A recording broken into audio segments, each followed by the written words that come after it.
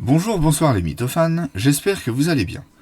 Aujourd'hui, nous allons voguer sur des eaux légendaires en quête de divinités représentant les mers, océans et autres étendues aqueuses et aquatiques. J'ai choisi ici de vous présenter un panel plus large d'éléments en constatant que certaines mythologies antiques n'avaient pas nécessairement de dieu ou déesse de la mer, car la situation géographique ne s'y prêtait tout simplement pas. Vous comprendrez où j'ai voulu en venir au fur et à mesure, mais le fait est que certains peuples ont eu plus de logique à vénérer un dieu de fleuve ou de rivière qu'un dieu de la mer ou des océans. C'est aussi ce qui rend la chose plus amusante en soi. Le but de cette chaîne est justement de comparer la manière dont les peuples ont interprété le monde qui les entourait. On crée notre mythologie avec les choses que l'on a sous les yeux. La vie te donne des citrons, fais de la citronnade, dirait le vieil adage. C'est pourquoi la majorité des dieux présents dans cette vidéo seront des dieux assez importants, mais peu connus dans l'ensemble. Les lieux qui les représentent et les expressions qui leur sont consacrées sont pourtant encore dans le langage courant.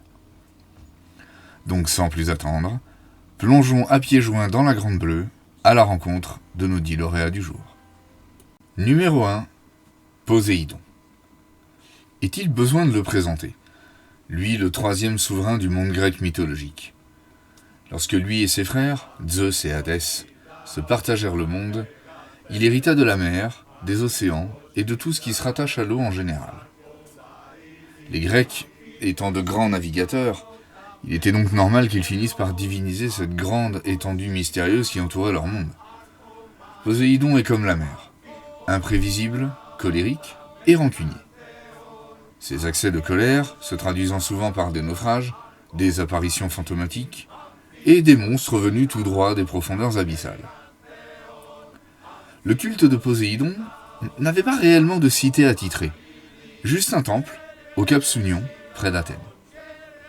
Mais tous les marins grecs savaient très bien qu'avant d'entreprendre un voyage en mer, même pour quelques heures, il était nécessaire d'amadouer le dieu des mers afin qu'il tempère ses ardeurs pour que la traversée soit sans danger pour eux.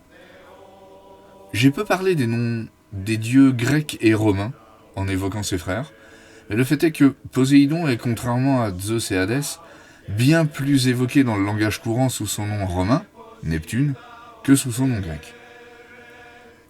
Les marins occidentaux ont encore tendance à le nommer ainsi, et cette appellation a même traversé l'Atlantique, car les marins du Nouveau Monde, héritiers des navigateurs qui ont colonisé l'Amérique, parlent du vieux Neptune et de ses emportements.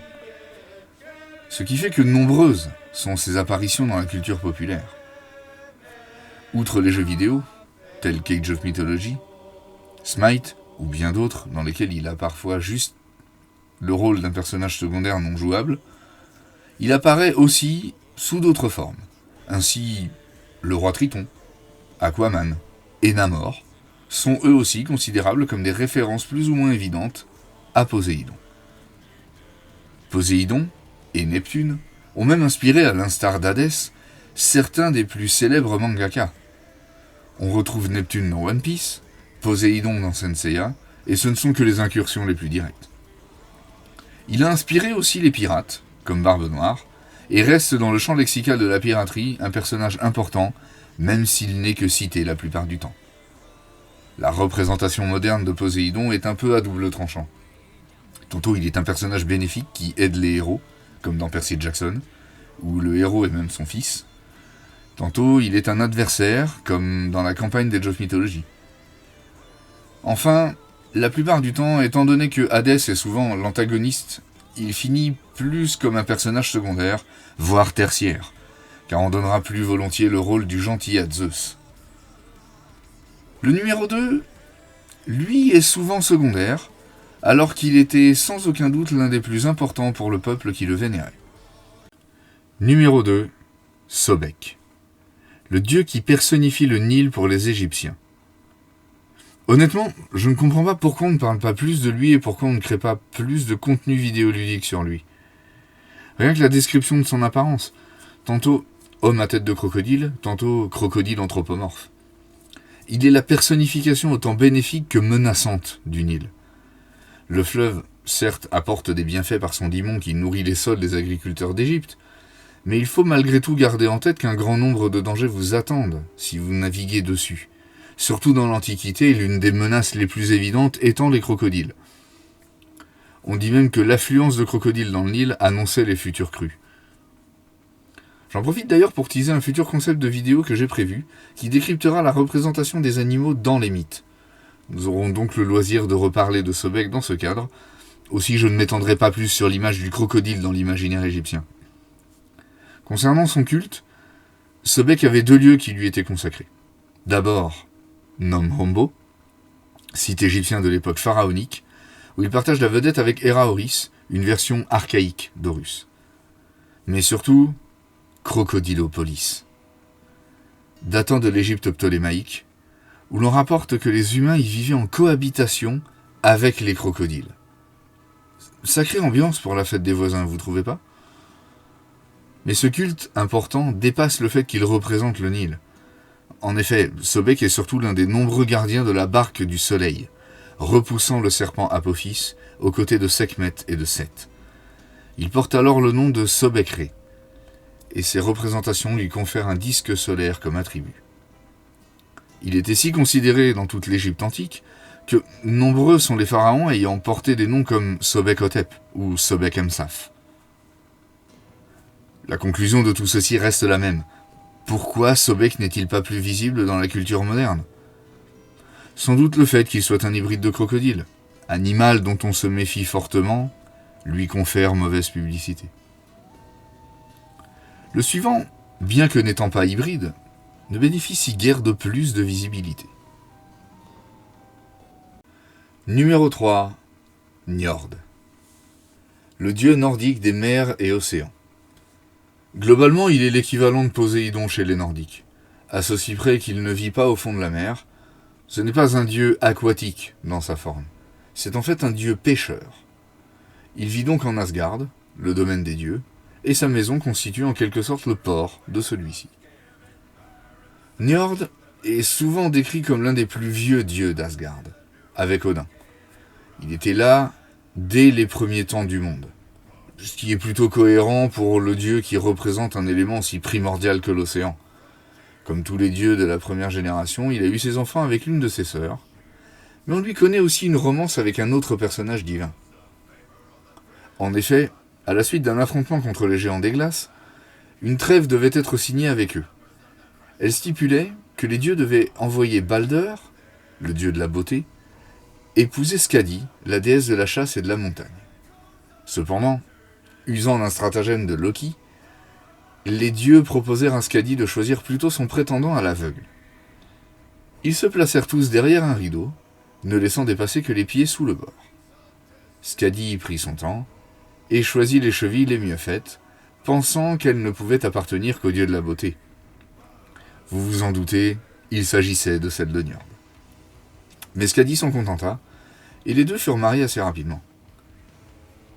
Hélas, ils durent s'organiser intelligemment, car, Njord vivant dans le port d'Asgard, Skadi dut faire face au vacarme du chantier naval, et à l'inverse, Njord eut du mal à s'accoutumer à la froideur, et au vent entourant la hutte montagnarde de Skadi.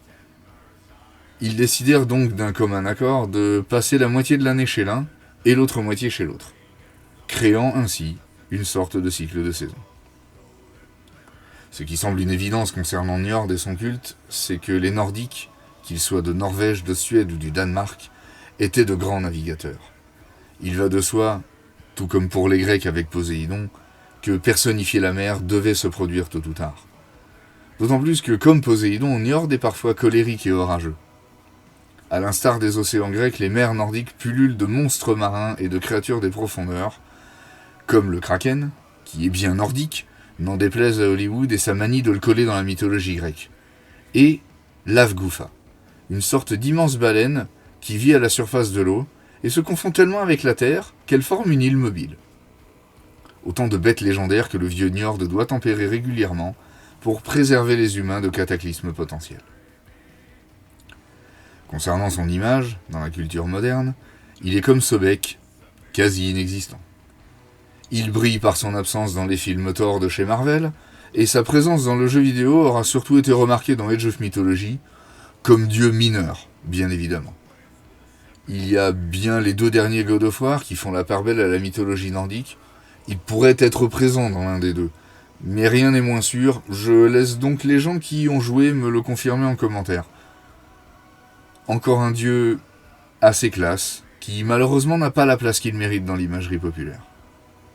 La suivante, oui, une femme pour changer, est moins connue, malgré certains éléments qui auraient dû la mettre au premier plan. Numéro 4. Sedna. La déesse inuite des océans, la mère de tous les phoques, et la souveraine des profondeurs, appelée aussi Arna-Quaxac. Sedna était la déesse de la fécondité à l'origine, mais un caprice du destin la fit basculer et elle devint ensuite la déesse des profondeurs sous-marines et la souveraine de toutes les créatures qui les peuplent. Sedna était une simple jeune fille, vivant avec son père. Un jour, un chaman l'envoûta pour l'épouser et l'emmena sur son île. Mais au bout d'un certain temps, le père entendit des plaintes venant de la mer. Sa fille se faisait maltraiter. Il prit alors tout son courage, traversa la mer avec son kayak et repartit avec sa fille. Cependant, le chaman était doté de pouvoirs magiques et ensorcela la mer afin qu'il fasse naufrage. Sedna et son père résistèrent un temps, mais la tempête ne cessait pas.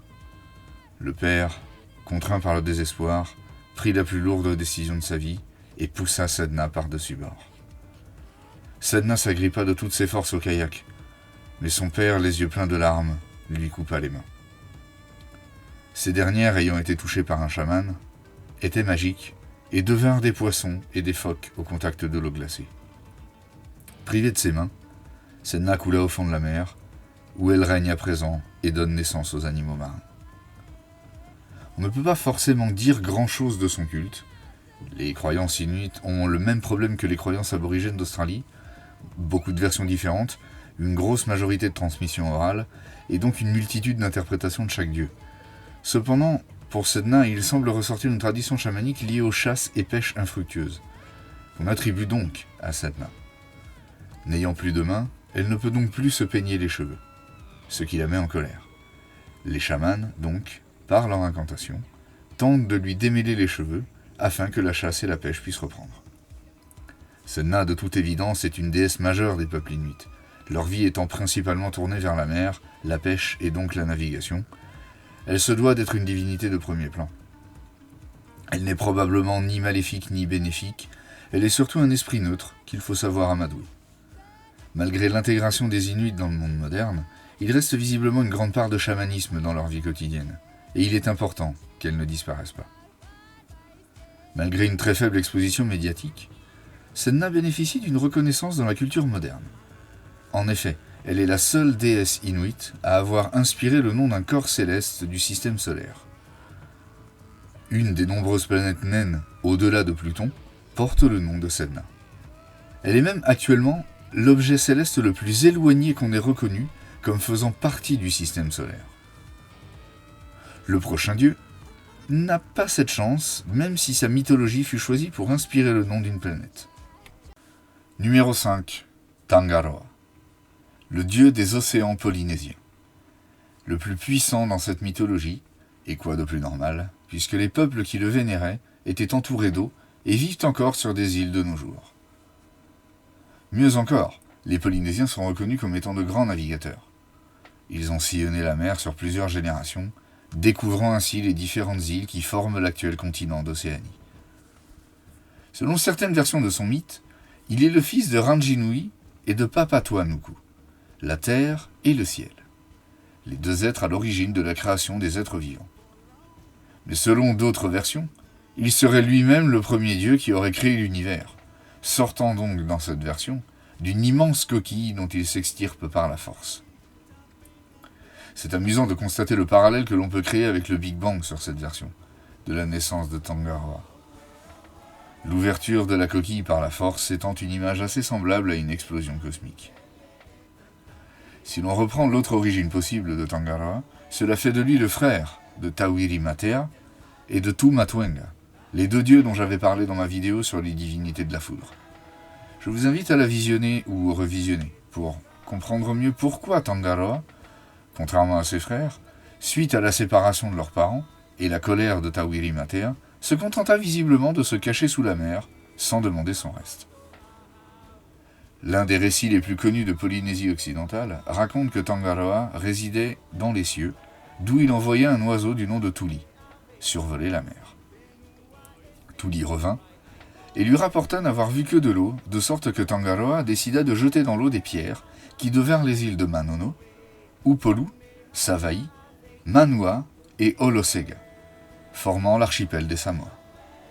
Cependant, beaucoup d'autres îles considèrent Tangaroa comme le dieu des océans, et non pas comme le créateur du monde. Concernant la conception spirituelle qu'en font les Polynésiens, ils considèrent que la terre et la mer sont deux royaumes distincts. Tangaroa régit la mer, Tanemahuta régit la terre. Un marin, dans cette vision, est donc par conséquent un envahisseur. Il doit alors agir avec respect de peur d'attirer la colère du dieu des océans. D'autant plus s'il tient compte de la rivalité entre Tangaroa et Tanemahuta, car au moment de la guerre entre leurs deux frères, les deux petits-fils de Tangaroa, Ikatere, le poisson, et Tutewanawana, le lézard, cherchèrent refuge. Ikatere se réfugia naturellement vers la mer, mais son frère préféra se cacher dans la forêt, invité amicalement par Tanemahuta. Privé de l'un de ses petits-enfants, Tangaroa cultiva une haine tacite contre son frère. Aussi, chaque marin, au moment de quitter son île, devait offrir un présent à Tangaroa, afin qu'il calme ses ardeurs et laisse les visiteurs, sur son royaume, en paix le temps de leur voyage. Le numéro 6 a pour le coup plus de points communs avec Sobek, en cela qu'il est le dieu d'un fleuve, important au même titre que le Nil. Numéro 6, Heboa, le dieu du fleuve jaune, en quelque sorte sa personnification dans les mythes chinois. Pour décrire ce qu'il représente, pour les peuples de la Chine, il faut savoir que ce fleuve est l'un des plus actifs, et que bon nombre d'inondations de grande ampleur, dues au débordement du fleuve jaune, ont entraîné de nombreuses pertes humaines.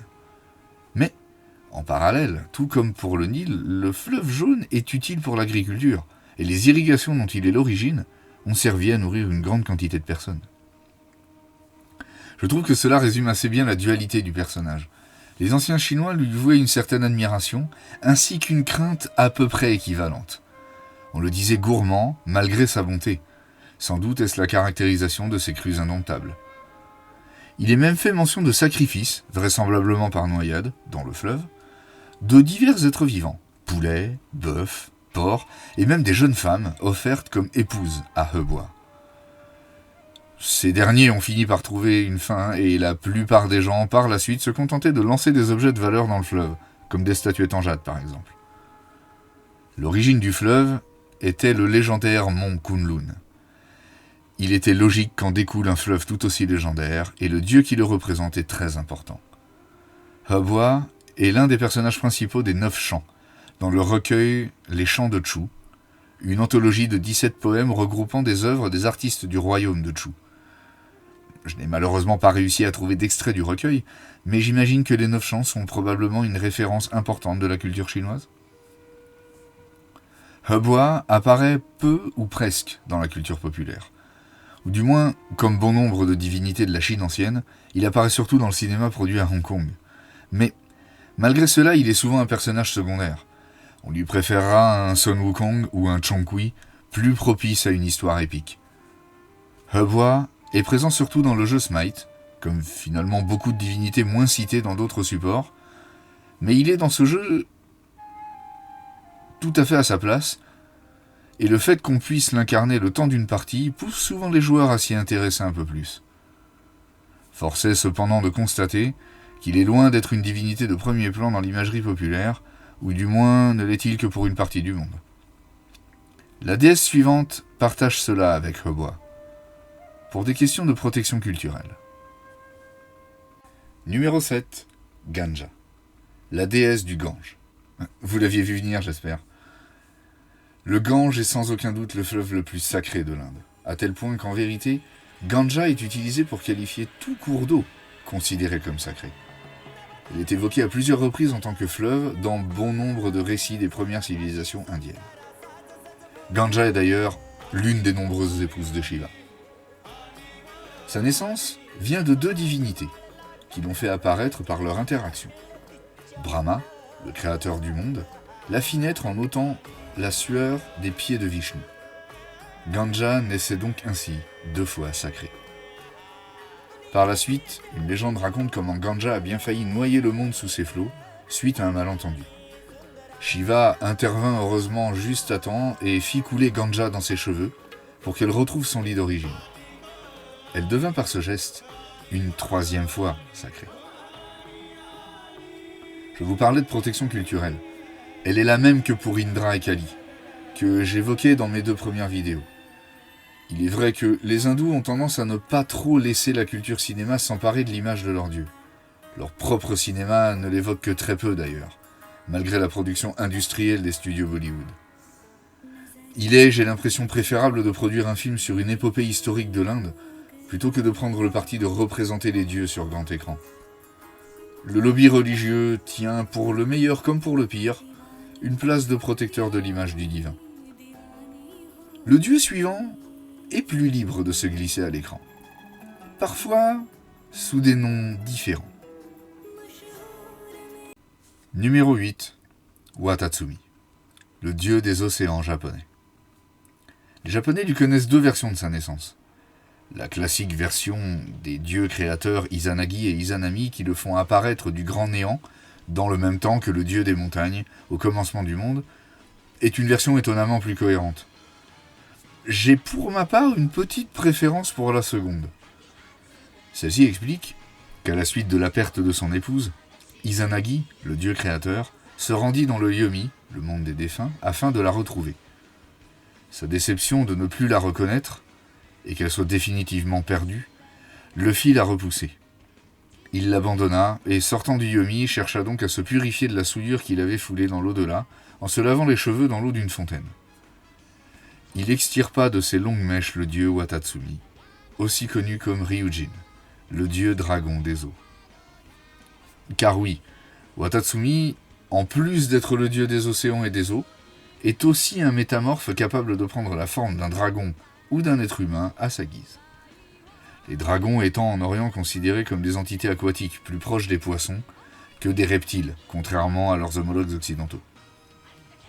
Ils sont aussi considérés comme les ancêtres des empereurs japonais. Watatsumi lui-même serait le grand-père du légendaire Jimmu, le premier empereur du Japon.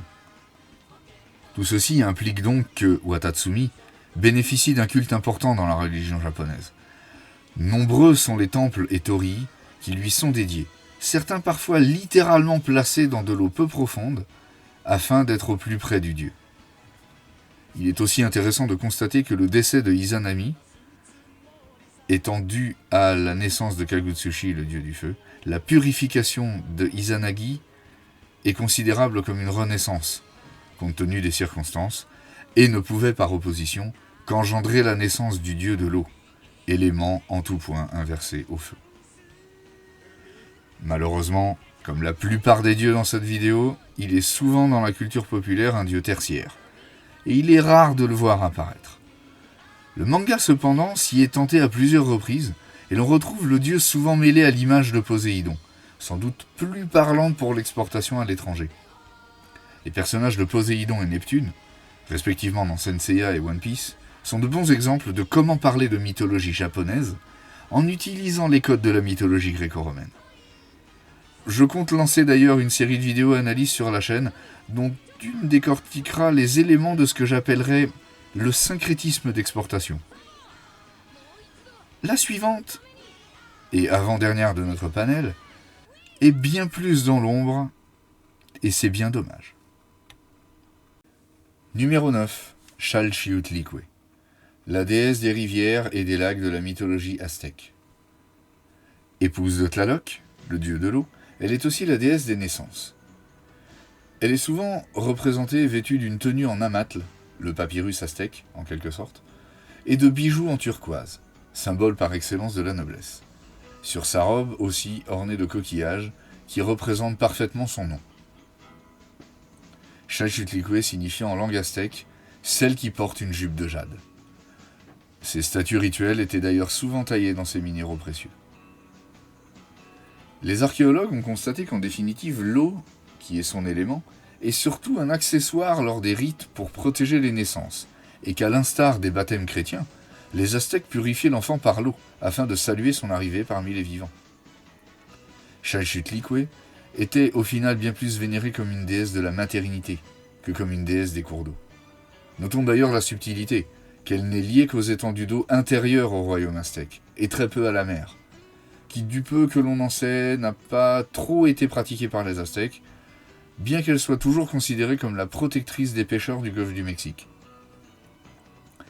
C'est hélas sans appel, Xalchutlicue reste une déesse tertiaire, et même si Tlaloc, son époux, est parfois cité en tant que dieu de l'eau, elle est par conséquent quasi absente de la culture populaire.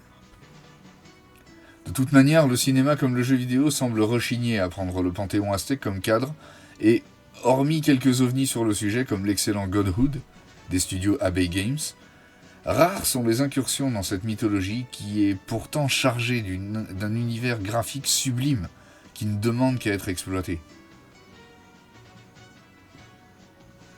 Enfin, vous l'aurez compris, Xalchutlicue, comme tous les autres dieux aztèques, ne demande qu'à être connu, et je regrette presque de ne pas avoir de récit spécifique dans lequel elle évolue, pour pouvoir vous en parler plus longtemps. Je n'ajouterai donc qu'une chose, si vous êtes vraiment intéressé, foncez dans les musées, ou mieux, partez en voyage sur les traces des Aztèques. C'est bon pour le tourisme mexicain, et ça permet de maintenir en vie ces cultures qui ont hélas subi les ravages de la conquête de l'Amérique. Et pour terminer notre panel de dieux, surfons sur une vague à mi-chemin entre l'Amérique et l'Afrique. Numéro 10. Yemoja, la déesse des océans dans la mythologie Yoruba. Yemoja, ou Yemania, dans le syncrétisme afro-latin d'Amérique, était l'épouse d'Olorun, le roi des dieux Yoruba.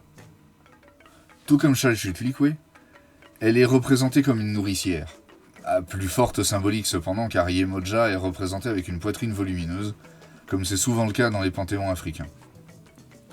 Yemoja est la mère de nombreux dieux de son panthéon, et surtout si l'on se base sur la logique des mythes africains, toutes les rivières et tous les lacs sont des dieux, et donc ses enfants. Avant qu'elle ne décide de fouler le sol de ses pas humides, la terre était sèche et inhospitalière. Mais aussitôt qu'elle posa le pied sur la terre ferme, et qu'elle commença à l'arpenter, de chaque pas qu'elle fit, une source naquit. Par la suite, même lorsqu'elle retourna à la mer, elle fit jaillir des sources par les mouvements qu'elle opérait dans son sommeil. Tout comme je l'avais fait pour Shango dans la vidéo sur les dieux de la foudre, il est rapidement difficile de ne pas parler de syncrétisme. Yemoja, elle, continue à être la source d'un culte très fervent au Brésil, par les Afro-Brésiliens essentiellement, et pour cause. Si Shango, lui, était associé à Saint Jérôme ou Sainte Barbe, Yemoja, elle, est assimilée à la Sainte Vierge elle-même. Sa part maternelle et nourricière en font effectivement la transposition quasi parfaite de la mère du Christ. Elle n'en garde pas moins ses liens avec la mer et l'eau, et se retrouve ainsi, de manière assez classique, protectrice des pêcheurs, en plus des mères et des enfants. Au Brésil, pour le réveillon du 31, il n'est pas rare de voir des foules vêtues de blanc se regrouper sur les plages et déposer à la mer des paniers d'offrandes, souvent des bijoux ou des fleurs blanches accompagnés de petits billets de vœux pour la nouvelle année. Mais la vraie célébration à Yemoja a lieu à Salvador de Bahia, le 2 février. Depuis 1920, la fête de Yemania attire toujours beaucoup de curieux. La population se réunit sur la plage, tôt le matin, pour danser et chanter au rythme des tambours afro-brésiliens. C'est une fête de diversité, et tous y sont les bienvenus. On y fait des représentations culturelles, des démonstrations de capoeira, et les gens portent des costumes de carnaval. La légende dit qu'après une année maigre, les pêcheurs de Bahia se sont tournés vers les saints africains, qui, semble-t-il, ont été plus réceptifs que les saints chrétiens. Comme quoi, ce qui compte vraiment dans une religion, c'est pas tant à qui on s'adresse, mais surtout la conviction qu'on y met. La conclusion de cette vidéo coule comme de l'eau de source, sans mauvais jeu de mots. Personnellement, j'ai appris beaucoup de choses en faisant cette vidéo et surtout j'ai bien confirmé mon besoin de poursuivre cette chaîne, car mon but initial y est bien plus défini que sur mes 2 premières vidéos. Les dieux que j'ai évoqués ici doivent recevoir les projecteurs le plus possible, et ce n'est que par le biais de passionnés comme nous que leur existence continue à se perpétuer. Il est temps de faire des films ou des jeux vidéo sur les panthéons aztèques, yoruba, polynésiens et inuits. J'en profite aussi pour vous dire que je vais peut-être faire une courte pause sur les vidéos de comparaison de dieux afin de travailler sur d'autres thèmes qui me tentent pour la chaîne. Je trouve qu'un premier arrêt sur ce premier triptyque est assez cohérent. Je ne vous dirai pas sur quoi je compte partir. On va continuer à garder la surprise comme d'habitude. Allez, ciao les mythophanes.